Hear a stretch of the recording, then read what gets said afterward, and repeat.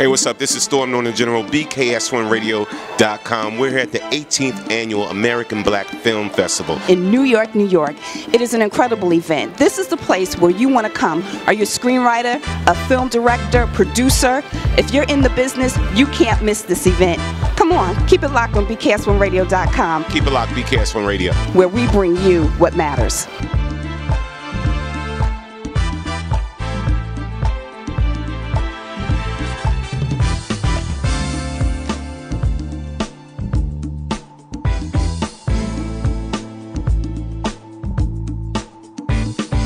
People fly in from all over the world to be a part of this, and I'm really humbled by that. And this is a very difficult thing to do because it's a lot of work.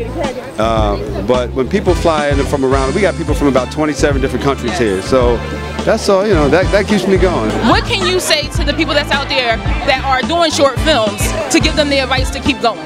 I think a lot of people have been we have a very competitive festival, and a lot of people get discouraged sometimes when they don't make it, but I think you just got to always challenge yourself. One of the things that I think that filmmakers do is stop, and this might not sound so politically correct, but stop loving your work so much. Right.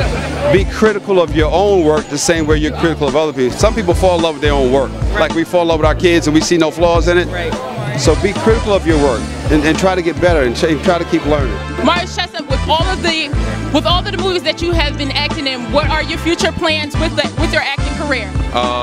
Keep it moving. Try to do bigger and better, and go behind the camera. I just wanted to ask you, I know this is a short film. If you could just speak a little bit about it and your position in the film and just how it touched you as a character. The name of the film is Irreconcilable, and it's about a woman who had been sick.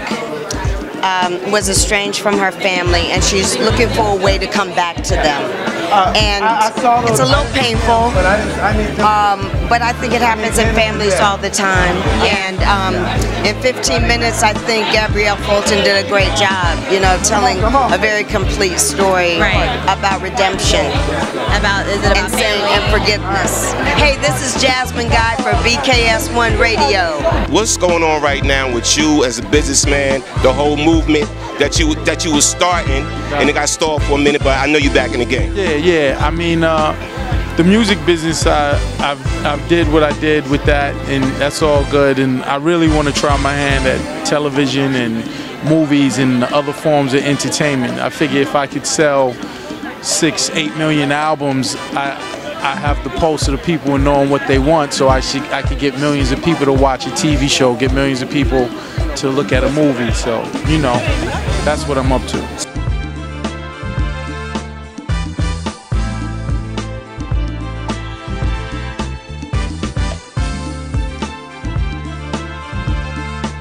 What is your advice for your black filmmakers? Learn your craft. Learn your craft. Right. What do you think of the ABFF so far this year, man? Man, it's awesome, man. It's awesome. It's humbling when you get that phone call from, the ABFF staff. Like my first film, Breaking Up It's Hard to Do. It's on Netflix right now. That was my first ABFF. I had always heard about it, and it was like, man, I'll wait till I get that. And when I got the call, for Breaking Up It's Hard to Do, it was just like a life-changing experience. So when we got the call this year, I wasn't even expecting it. I didn't even know that they had submitted it or whatever. And it was just like, man, we definitely on to something. We're doing the right things. So it's always just like the best feeling on an urban side, on a black side. You could go to Sundance, you could go to Cannes, but when ABFF and your people receive the work that you're doing and consider that quality, then that's just dope. All right.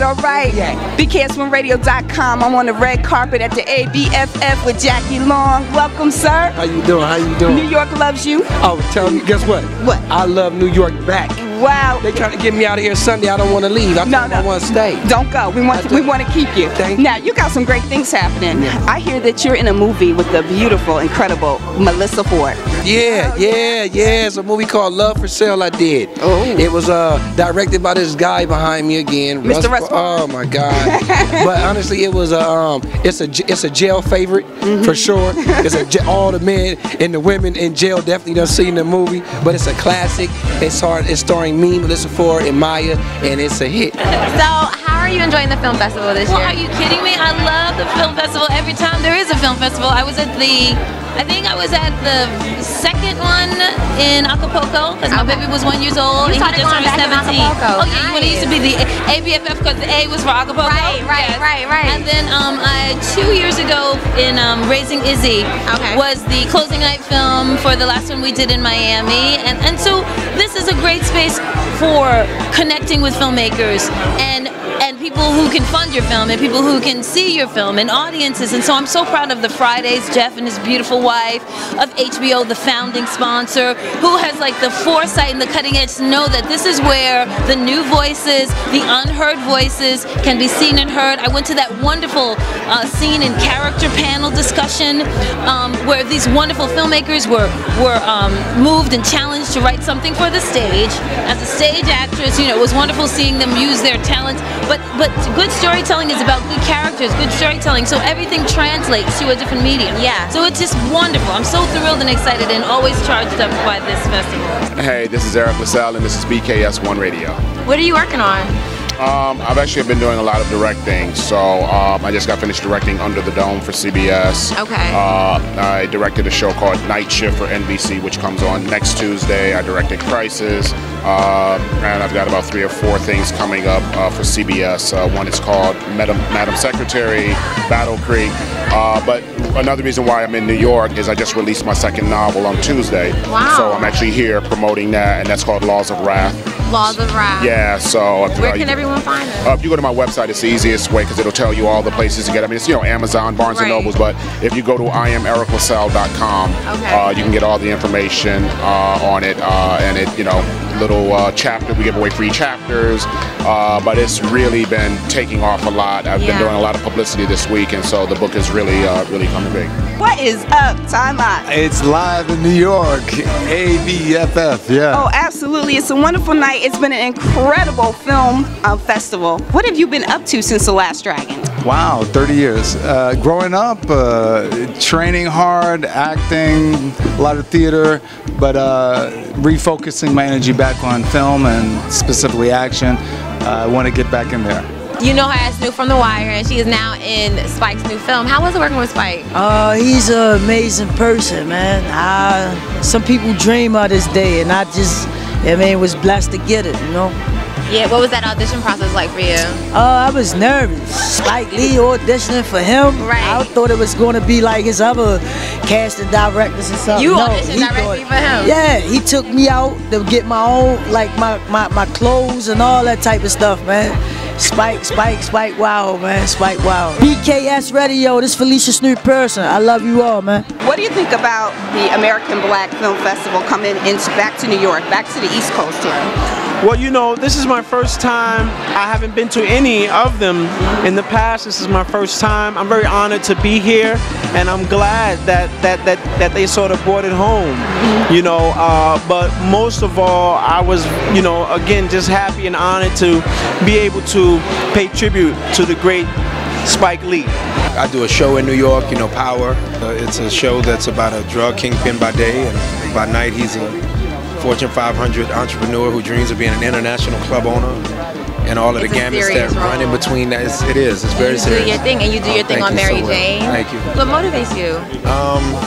You know, maybe it was just the work. Condola Rashad talked yesterday on the panel with she and her mother about the work, you know. Yeah, the celebrity is tough for me because I'm so into the work. Yeah. So it's been hard for me to walk down the streets and to be grabbed and asked for, because part of the work is that I like to be about the people and about the city. Yeah, definitely. So celebrity has made it where I can't necessarily hang out on the corner. Yeah. Literally speaking and figuratively speaking, like my nature likes to. Yeah. But the work, I like research. I am on the red carpet with the legendary Bill Duke, and it's such an honor to speak with you this evening. Pleasure, thank you. Now, you had an incredible documentary. Light Girls, and we just finished filming it, and I'm editing it now. It should be out on OWN, Oprah Winfrey's network, I would say later this year or the first quarter of next year. Wow. And we also just made a deal with HarperCollins and the great Tracy Sherrod, the publisher over there. We're doing the Dark Girls book. The book? A picture book. A picture book. So it's So every dark-skinned girl in history from now on can look at a book of beautiful dark-skinned women that have accomplished a great deal and say, no matter what they say about me on the playground, I'm beautiful. I recently took a trip to Israel. I was invited by by an organization called ABFF, which is really focused on creating alliances between Israelis and Americans. And when I was there, I realized that as I walked out of a cathedral, and a guy on the street says, Barack Obama. He was referring to me. And then the woman I was with, he said, Oprah Winfrey. And then another guy, he says, Michael Jordan.